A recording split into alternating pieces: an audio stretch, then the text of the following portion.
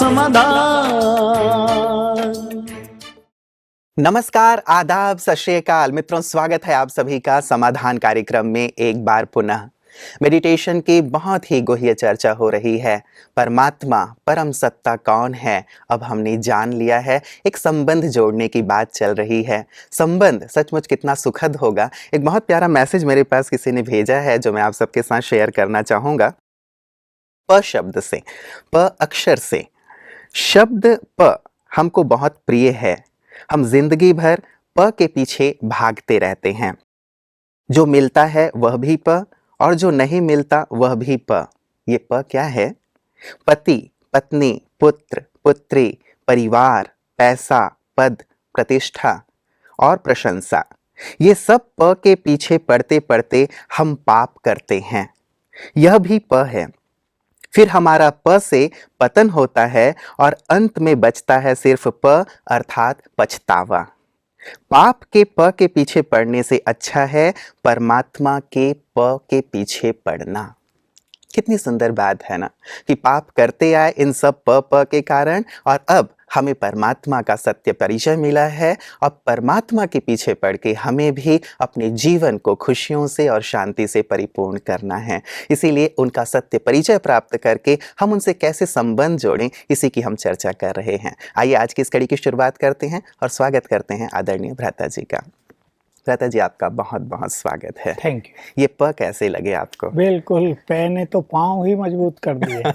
और मैं तो सोच रहा था कितनी अच्छी बात है जी। भगवान से नाता जुड़ जाए, परमात्मा से नाता है। किसी के बच्चे की सगाई किसी बड़े घर में हो जाए, उसी दिन से माँ तो सारे में प्रचार करती है, अब फलाना हमारा रिलेटिव होने जा रहा है, मेरे बच्चे की शादी वहाँ हो रही है। और जिसका नाता भगवान से हो जाए, सोचने की बात है। नशा हो जाना चाहिए। अब जिसको हम भगवान कहते थे वो भगवान नहीं, हमारा परम पिता है।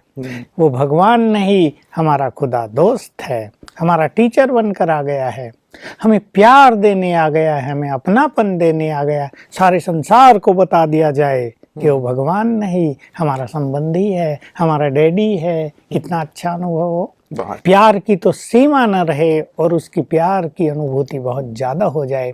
तो इसी की आज संसार को ज़रूरत है, क्योंकि जैसे कहा पत्नी, पति, पुत्र, पुत्रियां परेशान करने वाली चीज़ें बन गई ना आजकल।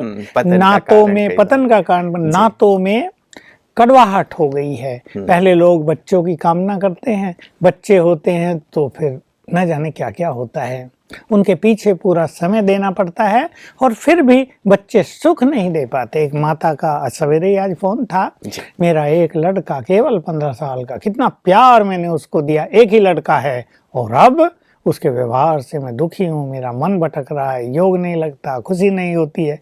तो मैं सोच रहा था कैसे नाते हैं और कैसे हो गए बच्चे जो माँ बाप की जो भावनाएं हैं, जो प्यार हैं, उसको जरा भी नहीं समझते, जरा भी उसका रेस्पॉन्स नहीं करते हैं। पहले के जमाने में श्रवण कुमार हुआ करते थे जो अपने माता पिता की इतनी सेवा किया करते थे।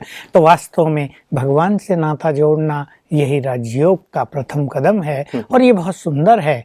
इसके लिए मनुष्य को किसी अभ्यास की जरूरत नहीं होती, केवल नाता जोड़ना है और जोड़ने के बाद उसका चिंतन करना चाहिए, उसको स्मृति में रखना चाहिए, क्योंकि सांसारिक नातों का नशा तो मनुष्य को क्षण भर में चढ़ जाता है। पर क्योंकि ये अलौकिक नाता है, इसकी फीलिंग, इसका नशा, इसकी खुशी बढ़ाने के लिए मनुष्य को थोड़े चिंतन की जरूरत पड़ती है। इसको याद रखेंगे, इसको नशे में लाएंगे और फिर इम्पोर्टेंट बात हो जाएगी नाते की जो प्रीत है उसको निभाना। भ्राता जी, ये तो हम आएंगे कि कैसे हम अनुभव करें और कैसे इस संबंध को निभाएं, लेकिन हम संबंधों की जो चर्चा कर रहे थे, बड़ा आनंद आ रहा था कि हमने गुरु की चर्चा की कि वो परम सद्गुरु हैं, उनसे हमारा नाता जुड़े, वो परम शिक्षक हैं, वो हमें पढ़ाने के लिए आते हैं। तो ऐसे मैं चाहूँगा भ्राता जी, कौन कौन से नाते ऐसे हम उनसे जोड़ सकते हैं? क्योंकि हम कहते हैं कि सर्व संबंधी वो मेरा है, या त्वमेव माताश्च पिता त्वमेव, हम कहते हैं सारे संबंध कैसे उनसे जोड़े जाएं? वो परमपिता, परम शिक्षक, परम सद्गुरु, चौथा माँ, एक अलौकिक माँ भी है वो, उसको हम अपना बच्चा भी बना सकते हैं, उसे हम अपना फ्रेंड भी बना सकते हैं जी। ये सब नाते, उसको हम अपना प्रियतम भी बना सकते हैं। ये सब नाते उससे जोड़ने हैं हमें, तो वो हमारा साथी भी, देखिए, एक पत्नी और पति के नाते को आप ले लीजिए। जी। आजकल भले ही वो नाता वासनात्मक नाता हो गया, लेकिन पति पत्नी जीवन साथी होते हैं ना। वासनाओं के अलावा अगर उनमें प्रेम ना हो, अगर दोनों में अहम काम कर रहा हो, दोनों का टकराव होता हो, दोनों के विचार न मिलते हों, तो नातों में बिल्कुल सुख नहीं मिलता ना। जी। भगवान से जब हम नाता जोड़ते हैं तो इस बात की बहुत ज़रूरत है कि उसके विचार और हमारे विचार, उसका स्वभाव और हमारा स्वभाव, उसके गुण और हमारे गुणों में समानता होती चले। समानता में बड़ा आनंद है, समानता में प्यार है, समानता में अपनापन है। एक व्यक्ति बड़ा क्रोधी हो, दूसरा व्यक्ति बड़ा शांत रहने वाला हो, तो बात बनती नहीं है। दरार है भ्राता जी, गैप है मैं कहूँगा। अब तक हम ये मानते आए हैं कि आप तो परम पिता हैं, सर्वोच्च सत्ता हैं, और हम गाते आए हैं कि मैं नीच, मूर्ख, खल, कामी, ये सब चीजें मैं हूँ। तो एक बहुत बड़ा अंतर है, समानता बहुत कैसे बड़ा आए? अंतर हो गया। देखिए, समानता की बात को इस तरह हमें जान लेना चाहिए कि ये बात मनुष्य से विस्मृत हो गई है, भूल गई है।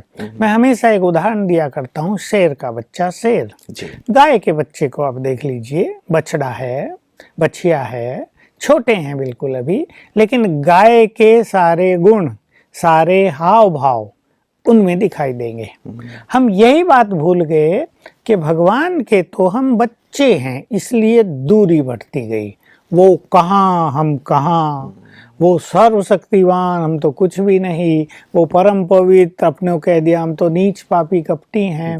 तो ये दूरी मनुष्य ने बढ़ा दी है अज्ञान के कारण। अब ये ज्ञान सबको मिल जाना चाहिए कि हम तो उसके बच्चे हैं, तो जो गुण उसमें हैं वो हमारे में भी हैं। ये बहुत अच्छी फीलिंग होने लगेगी, और ये अवेयरनेस, ये स्मृति हमारे गुणों को जागृत करेगी। ये बड़ी सूक्ष्म मनोविज्ञान की बात है कि जब हमें स्मृतियां रहने लगती हैं कुछ अच्छी, तो वही चीज हमारे अंदर जागृत हो जाती है। एक व्यक्ति चोर है, वो डाकू है, उसके हाथ में बंदूक रहती है, वो चोरी करता है।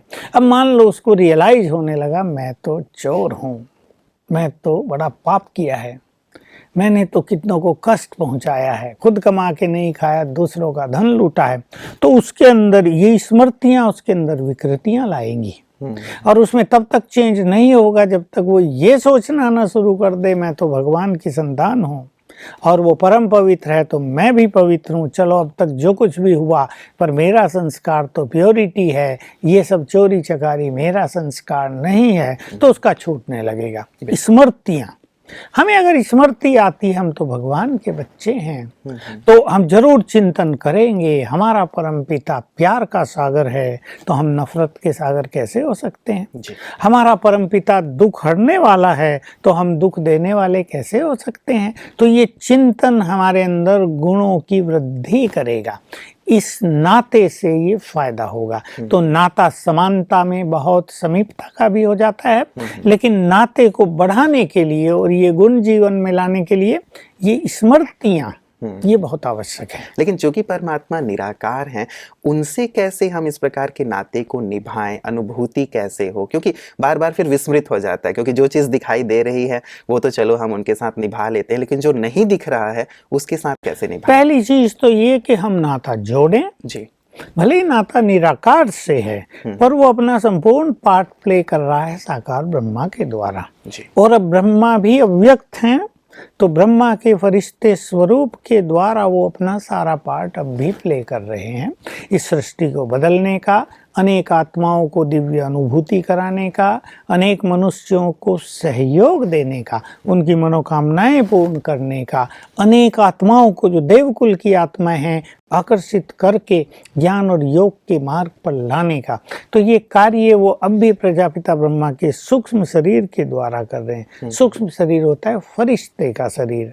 तो हम एक विजन बनाएंगे कि परमात्मा निराकार सर्वशक्तिवान ब्रह्मा के तन में है, सूक्ष्म शरीर में है वो, इसके हम विजन बनाएंगे। वो हैं ही ऊपर, परंतु क्योंकि बात सूक्ष्म है तो हम उसको विजुअलाइज करेंगे, विजन बनाएंगे, और उसके माध्यम से परमात्मा से अपना नाता जोड़ेंगे। कौन से ब्रह्मा, वो 3-4 मुख वाले ब्रह्मा, या ब्रह्मा का कैसा स्वरूप हम देखिए, ब्रह्मा की जो बात दिखाई है चार मुख दिखाए हैं, कहीं 3 मुख दिखाए, कहीं पंचमुखी ब्रह्मा भी दिखाया जाता है। ये तो भक्ति में अनेक चीज़ें चलती हैं, पर वास्तव में है यही कि त्रिमूर्ति परमात्मा शिव उनके तन में प्रवेश करते हैं तो त्रिमूर्ति उनकी और एक मूर्ति ब्रह्मा की, तो 4 दिखा दी गई। फिर दिखाया गया कि एक काट दिया गया था। अब वो जो एक काट दिया, ये धड़, ये पूरा सिर एक काट दिया था। ये है कि ब्रह्मा में जब शिव आए और ब्रह्मा ने जब गहन तपस्या की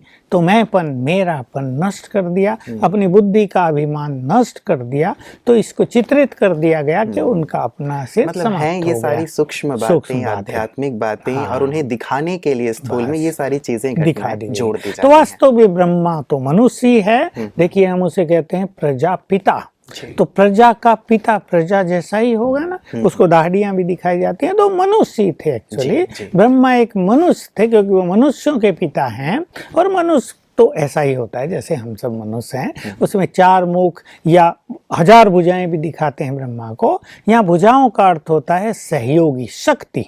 देखो भुजाएं 2 चीजों का प्रतीक है, एक सहयोग का, एक शक्ति का। कौन कितना शक्तिशाली है वो उसकी भुजाओं से ही पता चलता है ना, भुजाएं उसकी शक्ति का प्रदर्शन करती हैं। तो ब्रह्मा की 1000 भुजाएं माना हजारों बच्चे उसके सहयोगी बन गए थे। तो ये सब प्रतीक मात्र हैं, इनका रहस्य केवल ये आध्यात्मिक है। बाकी ब्रह्मा भी एक मनुष्य है, उसके तन में निराकार परमात्मा आकर हमें संबंधों की भाषणा देते हैं, ज्ञान भी उनके माध्यम से आकर दिया, तो परम सद्गुरु भी वो उनके माध्यम से बनते हैं, उनके माध्यम से ही हम सब तरह की अनुभूति करेंगे। बिल्कुल। तो ये अनुभूतियां फिर हम रहते जी यहाँ साकार वतन में करें, उन्हें अपने पास देखें, सम्मुख देखें, या फिर जैसे आप हमेशा कहते हैं कि प्रजापिता ब्रह्मा जो अब अव्यक्त ब्रह्मा है वो अब सूक्ष्म वतन में वास करते हैं, क्योंकि सारा समय कोई सूक्ष्म वतन में रहे ये तो बहुत बड़ी साधनाएं होती हैं, ये हर एक से नहीं होगी। उनका यही आह्वान करें और उनसे भिन्न भिन्न तरह की अनुभूति कर लें। एक दिन में कई संबंध भी निभाए जा सकते हैं, संसार में भी तो मनुष्य एक दिन में अनेक संबंधों से गुजरता ही है ना, तो परमात्मा से भी अनेक संबंध हम इस तरह निभा सकते हैं। सवेरे उठते ही परम सद्गुरु का नाता, उसका हाथ सिर पर है, वो परम सद्गुरु के रूप में हमारे सामने है। चाहे उसका नीचे आह्वान कर लें या सवेरे का समय मेडिटेशन का बहुत सुंदर है, हम सूक्ष्म वतन में जाके उसे वरदानों की, शक्तियों की अनुभूति कर लें, प्राप्ति कर लें। फिर परम शिक्षक बनकर वो स्वयं आता है। जब हम मुरली सुनने जाएंगे, बाबा के महावाक्य सुनने जाएंगे, तो परम शिक्षक की अनुभूति कर लें और हम इस नशे में हो जाएं कि हमें पढ़ाने वाला तो स्वयं भगवान है और वो ब्रह्मा के सूक्ष्म तन में आके अभी भी हमारे सामने उपस्थित है, वही बोल रहा है। कोई टीचर बहन मुरली नहीं सुना रही है, वो स्वयं अपने महावाक्य उच्चारण कर रहा है। फिर सारा दिन हम उसको किसी एक संबंध के साथ अपने साथ रखने लगे। मान लो हम सोचें कि सारा दिन तो हम अपने परमपिता को खुदा दोस्त के रूप में साथ रखेंगे, अब फील करें कि वो ब्रह्मा के तन में आकर हमारे साथ है सारा दिन। जैसे कोई दोस्त स्थूल रूप में हमारे साथ चलता हो, सूक्ष्म रूप में वो हमारे साथ है। अब हम उससे बात करते रहें, उससे अनेक तरह के एंटरटेनमेंट करें, उससे राय ले लें, कहीं कोई बाधा आ गई उससे बात कर लें, कहीं कोई भारी काम हो गया उसकी मदद ले लें। ये बातें हमारी मन ही मन की होंगी, मन की मन, बाहर मुख से तो ऐसी कोई बात ये बाहर मुख से नहीं होगी और ये मन से होगी, और ये मन की बहुत हायर कॉन्शियसनेस होगी। इसको सुपर कॉन्शियसनेस भी कहते हैं। और इससे बहुत अच्छा लगेगा। मान लो कोई समस्या आ गई, तो जैसे कोई बड़ी समस्या आ जाए, हम अपने किसी प्रियजन को फटाफट फोन करेंगे ना, पूछेंगे भाई ये आ गया क्या करूं, तो हमारे साथ ही खुदा दोस्त है, हाँ बोलो भाई क्या करूं। अब भगवान नहीं, हमारा दोस्त है, फ्रेंड है। यहाँ पे एक चीज भ्राता जी, कई बार लोगों के मन में संशय आता है कि चलिए भगवान मेरे साथ साथ है, उसकी फीलिंग में मैं हूँ। अब मैं कोई बात उनसे जब पूछता हूँ तो ये मैं कैसे समझूं कि ये जो राय दी है वो भगवान ने दी है। अगर सवेरे से हम इन संबंधों का अच्छा अनुभव करते रहेंगे तो क्या होगा, ये जो उथल पुथल मन में चलती है ये बहुत शांत रहेगी। स्वयं खुदा दोस्त हमारे साथ है तो हम छोटी छोटी बातों में परेशान भी नहीं होंगे, हम छोटी छोटी बातों में चिंतित भी नहीं होंगे। होता क्या है मनुष्य का कि सवेरे से ही एक बात उसके सामने आई, उससे उसके मन की दिशा बदली, फिर दूसरी आ गई, फिर दूसरी दिशा हो गई, फिर तीसरी आ गई, चौथी, पांचवी, और इस तरह शाम तक उसका मन तनाव में या चिंताओं में या बड़ी उथल पुथल में आ जाता है। लेकिन अगर सवेरे से ही हम ये सब करने लगे हैं संबंधों की अनुभूति और खुदा दोस्त सारा दिन साथ है, तो उससे अपनी बातें शेयर करते हुए अब यहाँ क्या करें, यहाँ क्या करें, इसमें अटेंशन यही देना पड़ेगा कि खुदा दोस्त हमारे साथ है, इधर राइट साइड में ही है, उसकी उपस्थिति अनुभव करना, उसे भूल न जाना। ये नहीं समस्या आई तो उसे भूल के फिर मनुष्यों की ओर हाथ फैलाने लगना, हाँ भाई मदद करो। तो उसकी जो बातें हमें टच होंगी वो इतनी क्लियर होंगी, इतनी स्पष्ट होंगी कि हमें ये सोचना नहीं पड़ेगा कि ये करें या ना करें, ये हमारे मन की है या उसने कही है। वो इतना सहज रूप से आता जाएगा और सारा दिन का जो हमें अनुभव होता रहेगा ना, फिर उसके आधार पे हम कन्विंस भी होते रहेंगे कि ये सब बातें हमारे साथ बिल्कुल ठीक चल रही हैं। फिर रात को जैसे हम मान लो भोजन खाते हैं, उसको भोजन अर्पित करना है। रात को जब हम सोने लगें तो अपनी माँ को बुला लें, वो हमारी सुप्रीम मदर है, उसकी गोद में हम तो सोएंगे, हम तो उसके साथ सोएंगे। तो इस तरह की अनुभूति हमें प्रारंभ होने लगेंगी। ये हमें नहीं भूलना चाहिए कि अनुभूति एक दिन में नहीं हुआ करती, अनुभवों में कभी कभी समय लग जाता है।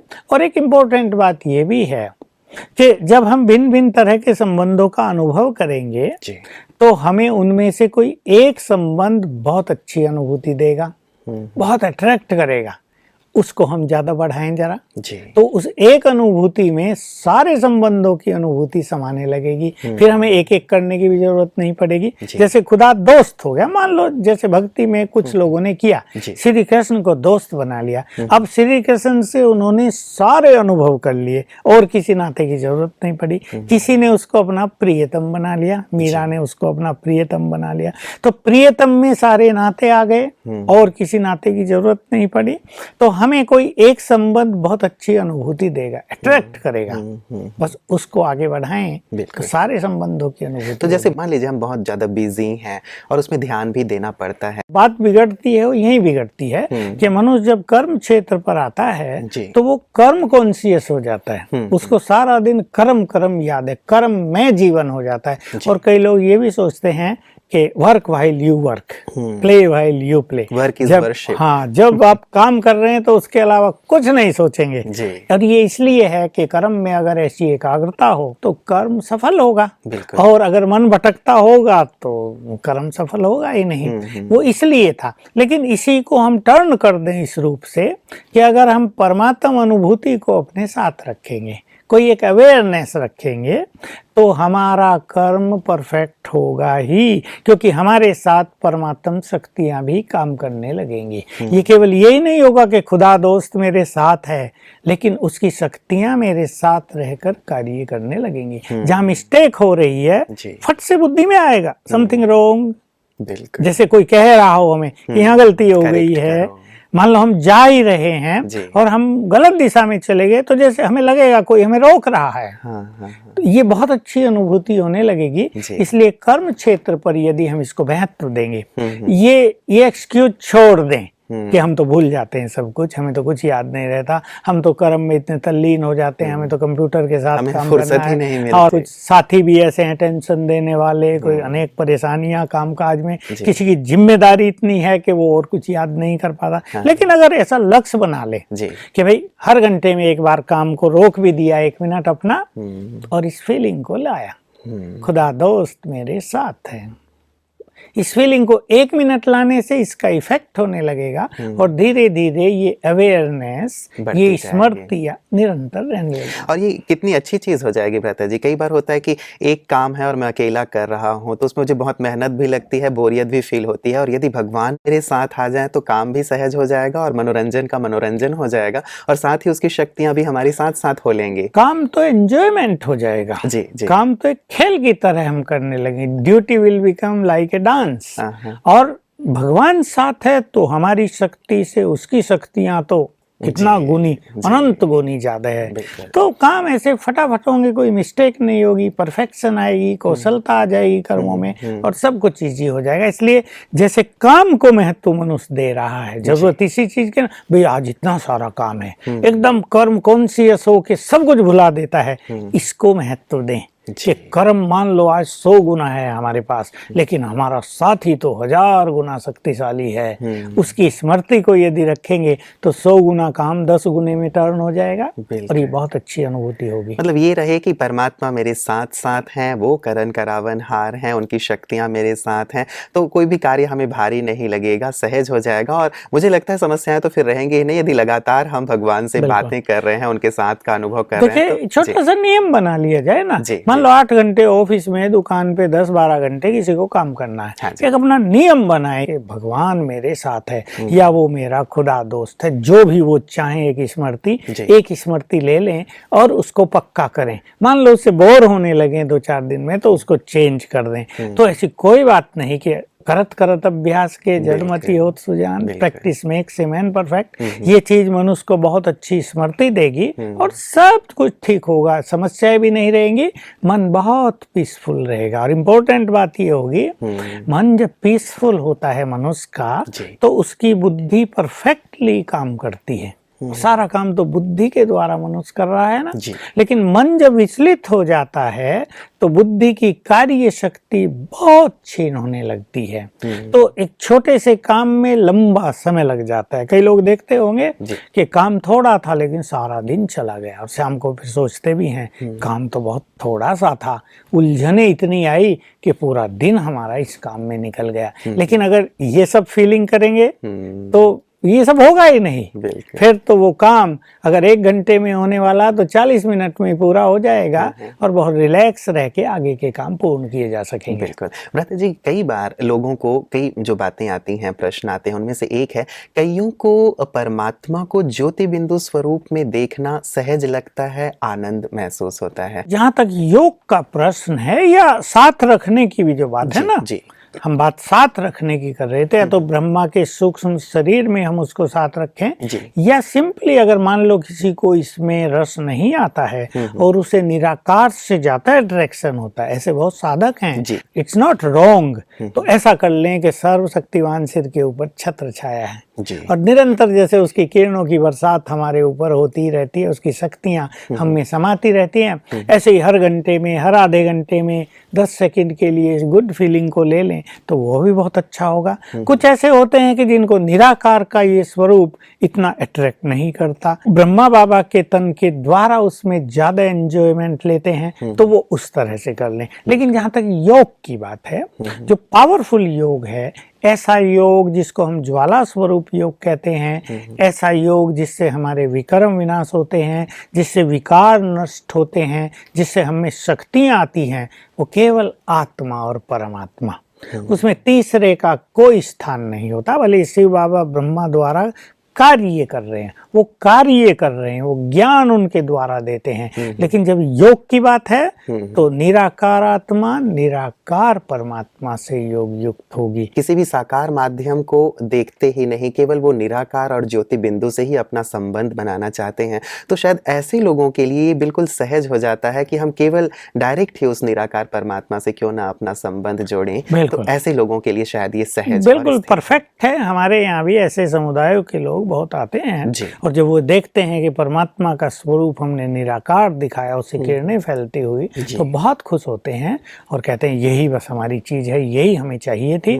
उसमें ही अगर वो मनुष्य राजयोग मेडिटेशन भी सीख लें तो उनका कार्य परफेक्ट हो जाता है। बिल्कुल, बहुत सुंदर भ्राता जी, बहुत सारी जानकारी आपने दी है और सारे संबंधों को कैसे हम उनके साथ जोड़ सकते हैं, अनुभूति कैसे कर सकते हैं, बहुत सुंदर लगा आज की चर्चाओं में। और मुझे लगता है कि हमारे सभी दर्शक अब से परमात्मा को अपने साथ रख करके अपने कार्यों को सहज करते चलेंगे। आपका बहुत बहुत शुक्रिया।